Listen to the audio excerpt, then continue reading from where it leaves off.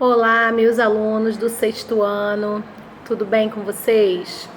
Então, turma, hoje eu tô aqui para a gente falar de uma civilização que marcou assim a história da humanidade.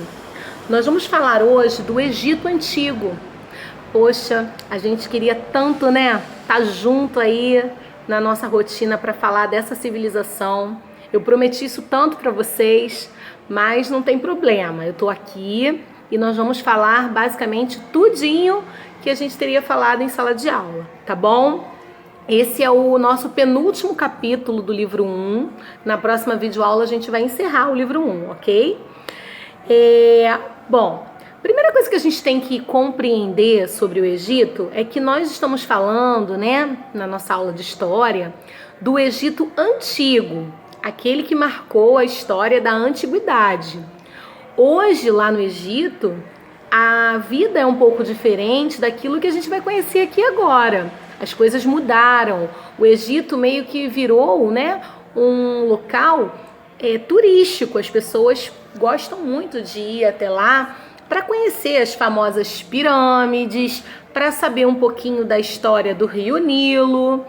Então vamos lá, não vou ficar falando muito não, senão isso vai perder a graça.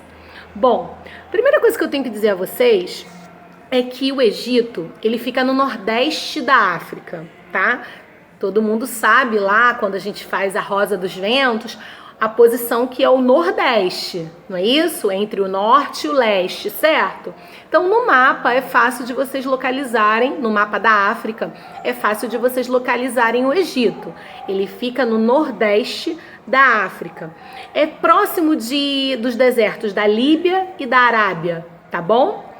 Mas vamos lá. Por que você está falando, Bianca, da localização? Bom, porque a localização do Egito, ela é muito importante porque ela é marcada pela presença de um rio chamado Rio Nilo. O Egito, ele faz parte daquelas civilizações que formavam o Crescente Fértil. Lembra do Crescente Fértil, que eu falei que era uma região em forma de uma lua crescente? E por esse motivo recebeu esse nome, Crescente Fértil. E que lá fizeram parte, né, desse Crescente Fértil algumas civilizações antigas? Pois é, o Egito é uma dessas civilizações que fizeram parte dessa região do Crescente Fértil, que usava a água dos rios ao seu favor para poder produzir alimento, para poder plantar e colher, né? Para realizar agricultura. E era uma agricultura de subsistência, ou seja, para o seu próprio consumo, certo? Vamos então entender um pouquinho como que o Rio Nilo funcionava. O Rio Nilo, ele tinha períodos de cheia. E nesse período de cheia, ele conseguia fertilizar toda a margem que estava ao redor dele, tá? Ele cortava o território do Egito, ele corta o território do Egito até hoje, tá lá o Rio Nilo, tá? Virou um ponto turístico, como eu falei para vocês. E toda vez que ele transbordava, né, na antiguidade, aquela água que banhava a margem do Rio Nilo, ela ficava fértil. Então, aquela região era boa para o plantio. Só que aí vocês deviam perguntar, mas aí se plantar ali e a água vier, não vai destruir a plantação? Sim, só que o Rio Nilo, ele parecia até que tinha um calendário nele, um reloginho. Sabe por quê? Porque as cheias aconteciam sempre no mesmo período. Então, elas eram periódicas, ou seja, sempre num período certinho. E os egípcios, ao observarem o Rio Nilo, eles começaram a entender que tinha um tempo certo para as cheias acontecerem. Então, eles sabiam que quando elas iam acontecer, o terreno ali de plantio tinha que estar livre para ele ser fertilizado pela água. E aí depois eles plantavam para que aquela plantinha pudesse germinar e aí ela fosse irrigada novamente até chegar o momento da colheita. Então tinha toda uma escala para esse processo da agricultura acontecer. Agora, vocês devem perguntar assim, bom, mas por que esse Rio Nilo transbordava? O que fazia acontecer isso? Pois é, existem duas teorias que costumam costuma-se acreditar em relação às cheias do rio Nilo. Acredita-se que, devido à quantidade de chuva, isso podia acontecer, né? Muita chuva, o rio transbordava. E também, em alguns casos, eles pensavam que poderiam ser pelas últimas geleiras da última era glacial. Lembra da era glacial que eu falei para vocês que os primeiros homens da humanidade atravessaram lá o Estreito de Bering e conseguiram chegar na América? Então, a era glacial, né, a última era glacial começou a ter o derretimento ali das geleiras. E esse derretimento das geleiras se transformavam em água, e aí também acredita-se que o rio Nilo ele tinha os momentos de cheia por causa disso, ok? Mas isso é só uma curiosidade. O mais importante é que a gente precisa, né, registrar aqui que devido a essa agricultura e essa fertilidade da terra que o Egito tinha, eles se tornaram grandes produtores de cereais. Então, assim, naquela época, produzir cereais era com eles mesmo, ok? E uma outra coisa que também é importante a gente afirmar aqui sobre a agricultura é que os faraós, nós vamos falar dele daqui a pouco, mas vocês já devem imaginar quem sejam essas pessoas. Faraós, aqueles grandes e poderosos, né? Que eram chefe político, militar, religioso lá do Egito. Então, os grandes e poderosos faraós, eles também tinham uma meta, um objetivo. Eles não permitiam que a sua sociedade passasse fome. Então, era quase que um dever de não faltar nenhum tipo de alimento. Eles tinham até o hábito de estocar alimentos. Jamais a população podia ficar sem alimentação, tá? E para isso acontecer, e sem correr risco com as cheias do rio Nilo, os faraós mandavam construir, né, canais de irrigação e também barragens e digues para acumular água, para guardar essa água. Então, o canal de irrigação era o quê? Trazer essa água do rio, né, não de forma natural, mas pela construção, né, de um canal de irrigação feito pelo homem para fazer com que essa água chegasse até a sua plantação. E também eles faziam barragens para reter essa água. Ah, ela entrou, então vamos retê-la aqui, porque a gente pode precisar. Então, os faraós se preocupavam muito com isso. A gente precisa da água para a gente manter a nossa população bem. E através da água, a gente também não vai deixar que falte alimentos, porque se a gente tem água, a gente pode plantar, porque a gente tem a terra fértil, porque a gente fica na região do crescente fértil. Então a gente pode plantar e nossa sociedade não vai passar fome nem sede, certo? Isso era uma grande preocupação do governante, que era o faraó. Bom, e por se tratar de rio, o Egito acabou desenvolvendo a navegação. Então, eles construíram grandes navegações e através dela eles começaram até poder trocar, né, produtos, né, podiam até começar a fazer uma certa espécie de comércio. Então, eles começaram a navegar. No início, as navegações do Egito, elas eram construídas com papiro. Não sei se vocês já ouviram falar dessa planta. O papiro é a planta que a gente também usa para fazer o papel. É claro que hoje, né, isso já foi modificado, mas o papiro foi a primeira forma que o ser humano encontrou de criar o papel, tá? Então, eles faziam as navegações também com o caule, né, do papiro. Só que depois eles começaram a verificar que o papiro não era tão resistente.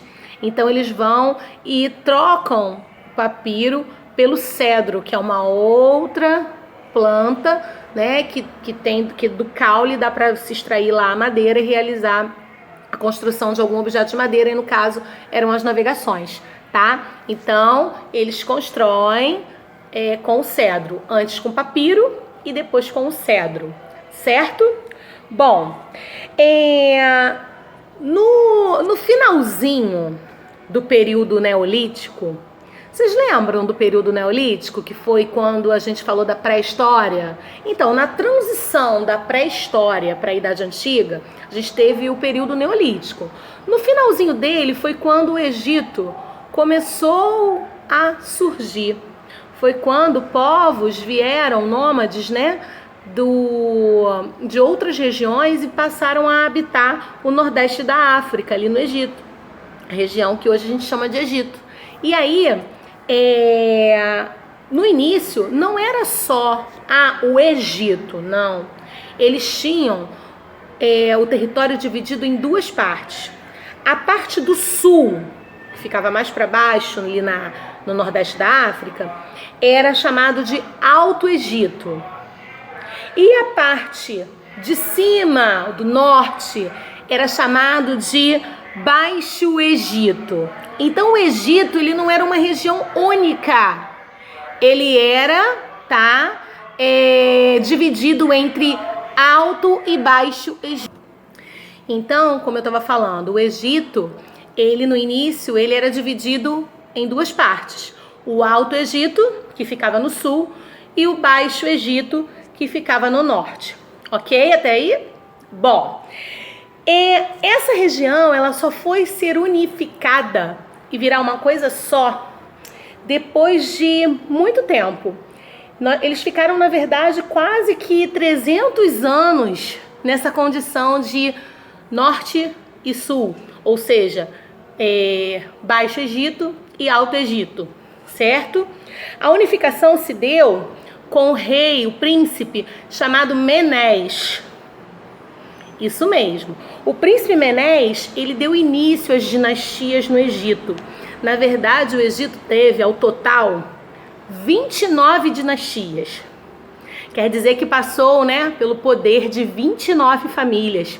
E cada uma delas teve o tempo da sua vida ali do faraó de existência. Ou seja, o faraó, ele não saía ali do cargo dele, da função dele de faraó, daquele poder que ele exercia, por qualquer motivo. Ele só saía se ele quisesse ou se ele viesse a falecer.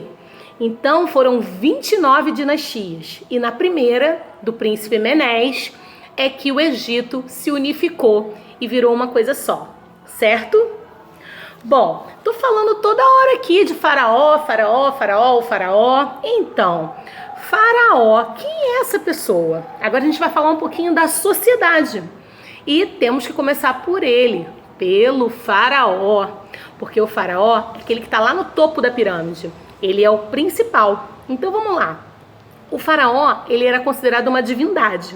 Ele era a figura personificada ali de Deus. Até as pessoas que viviam no Egito, elas não viam esse faraó.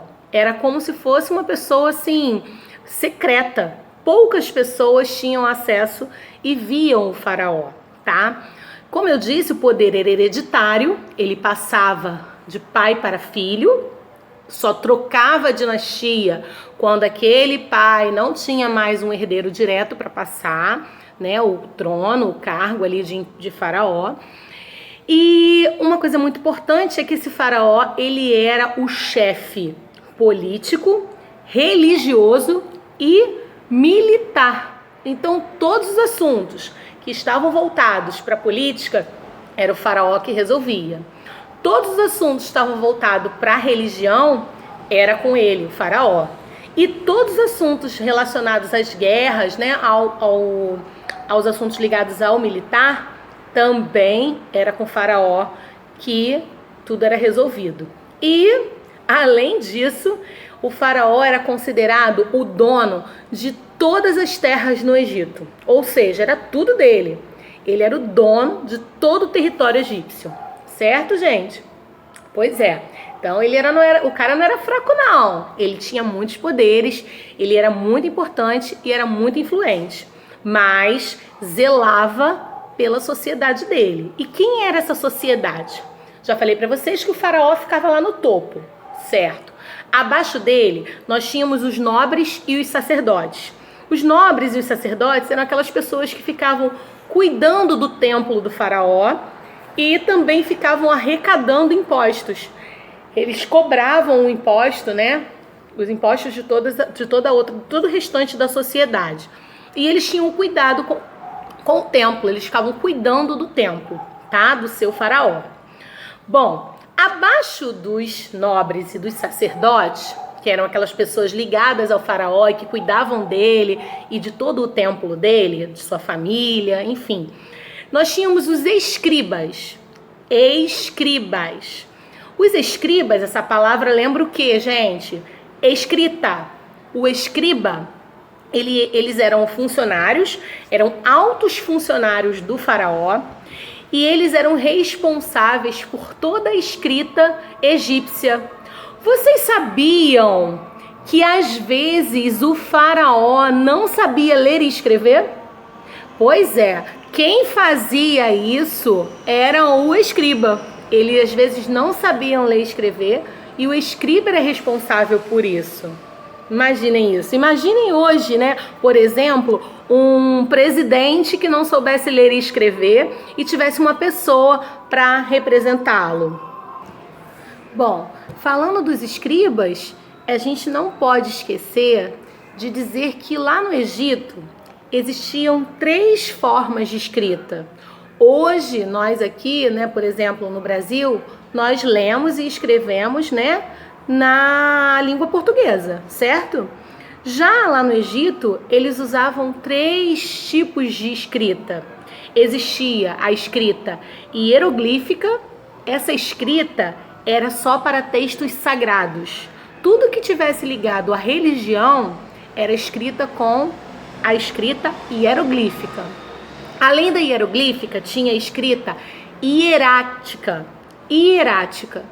A escrita hierática era aquela que eles usavam para documentos, tá? E também para fazer comércio. Qualquer relação comercial usavam a hierática. Qualquer documento usavam a escrita hierática, certo? E além da hieroglífica e a hierática, a gente também tem a escrita demótica.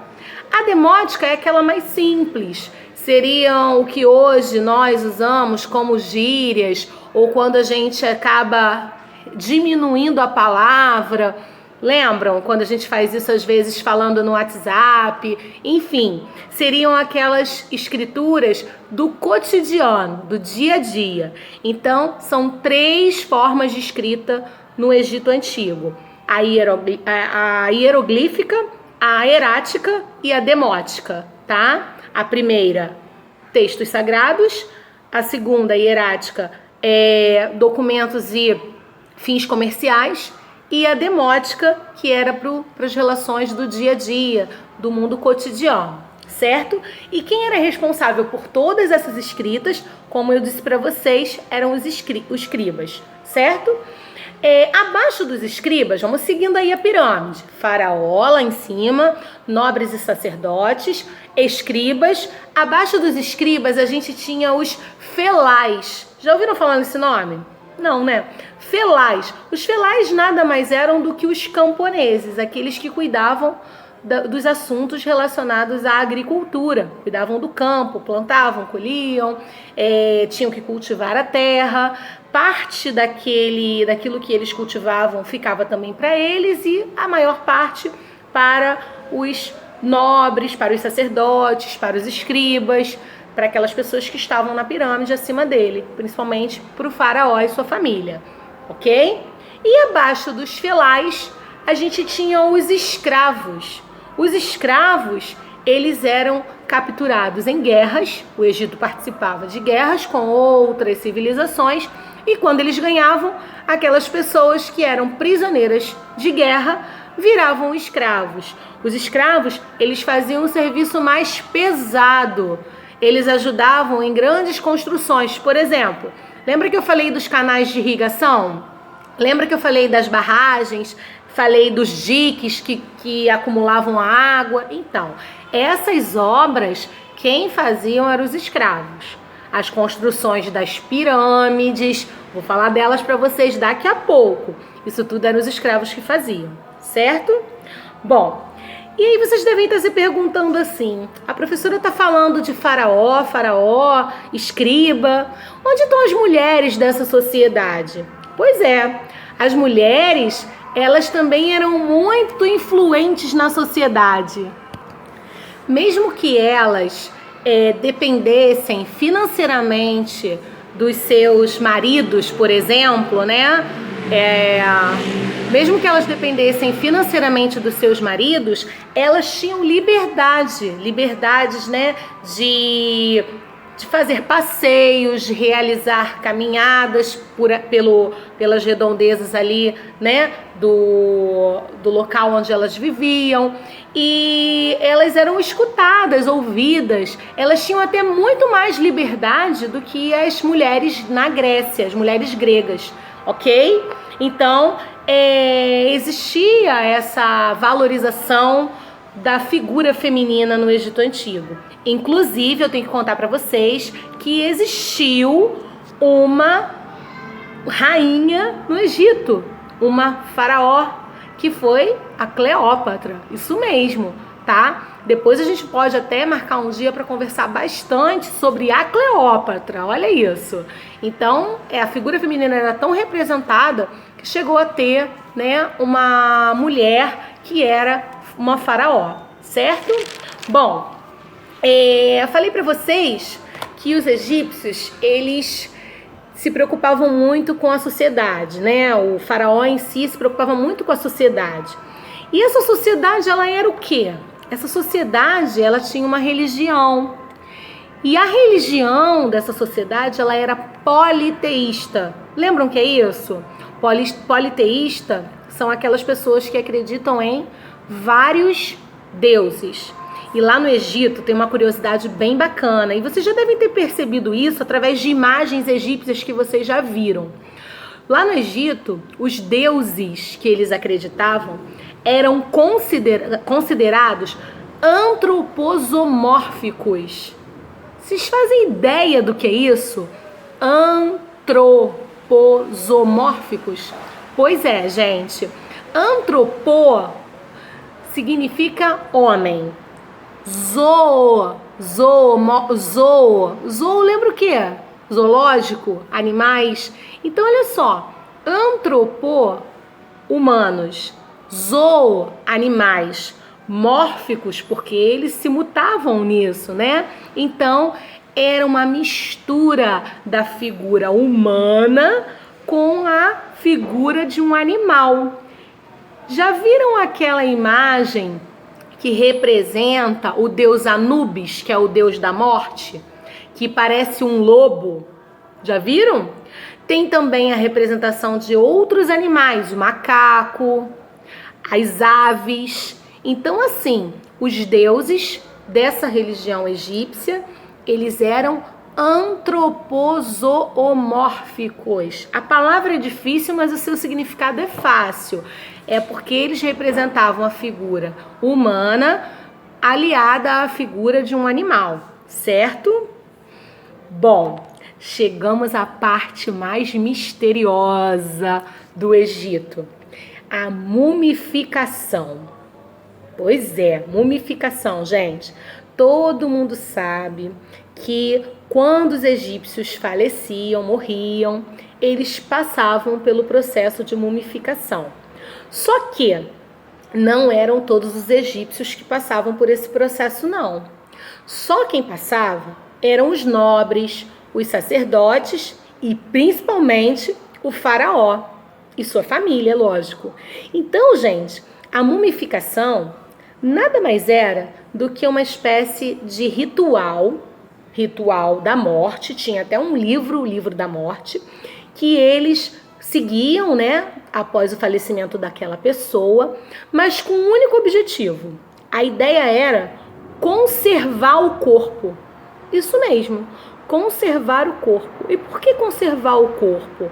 Porque eles acreditavam em vida após a morte.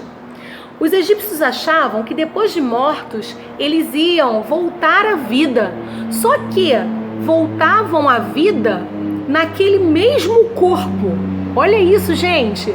Eles acreditavam que depois que eles morressem, num determinado momento eles iam voltar à vida e no mesmo corpo. E aí, como fazer isso, né, sem conservar o corpo?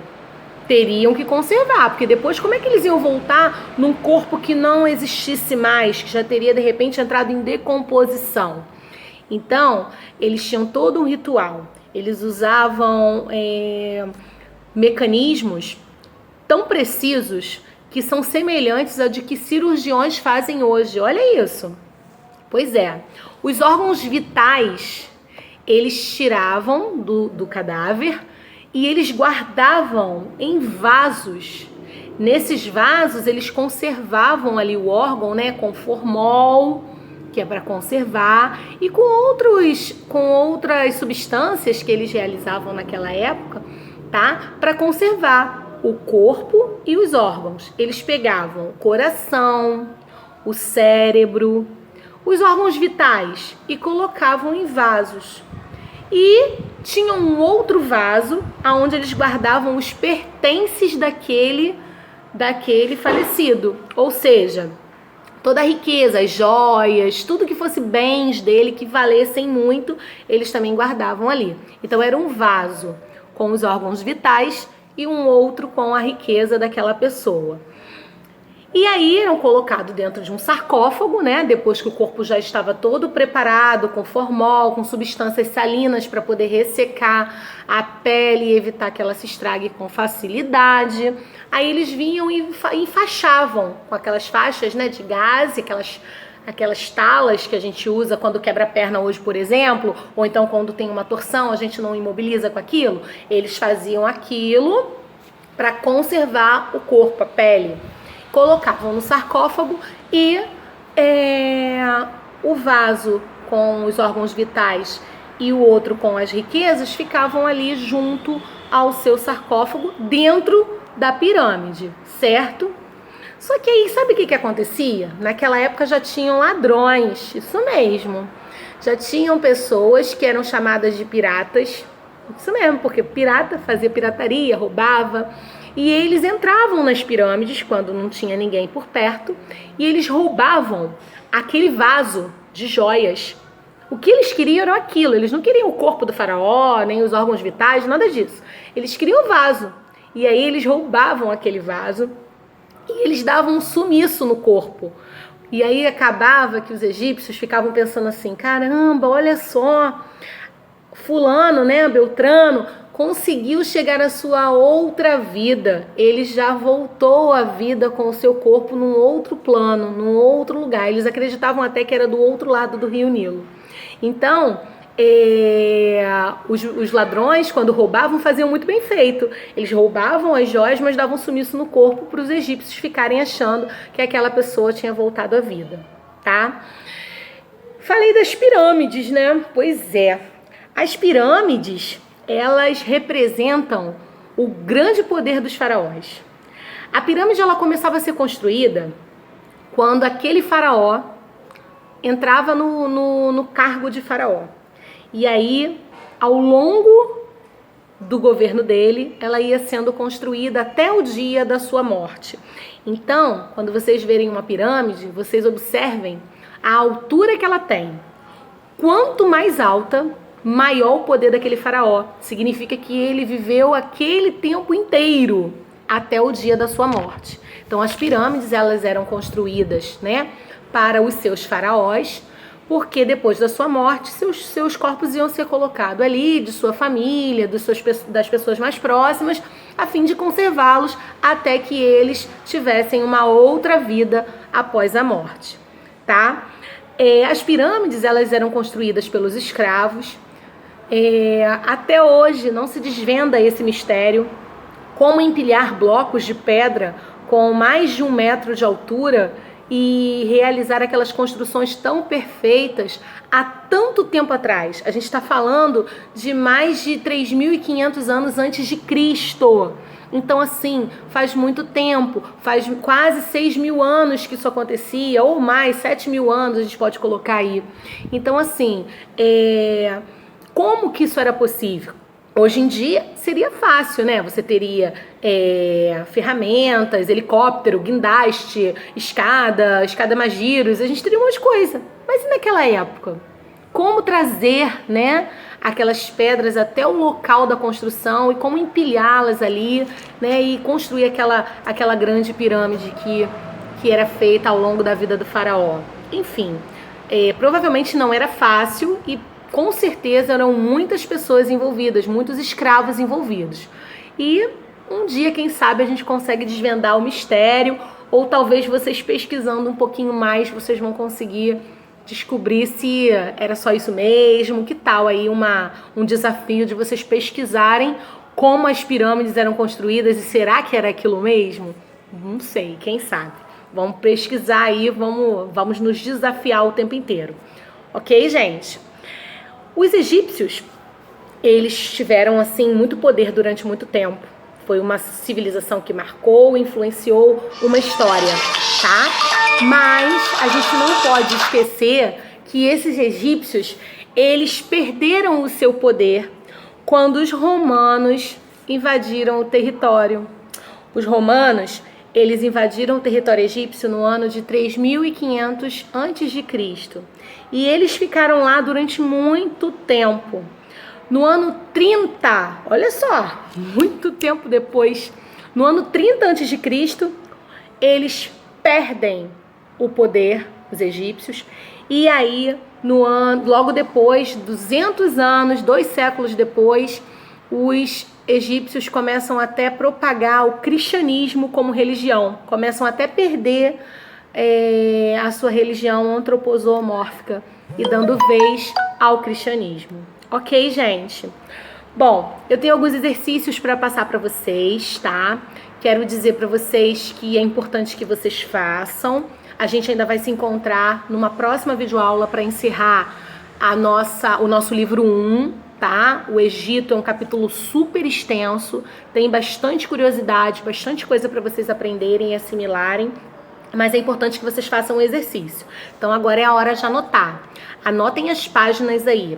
A primeira página é a 189, a página 189. Essa página é para vocês fazerem o número 1. Tem a página 190 para fazer o número 1 e 2. A página 195 para fazer o número 1, 2 e 3.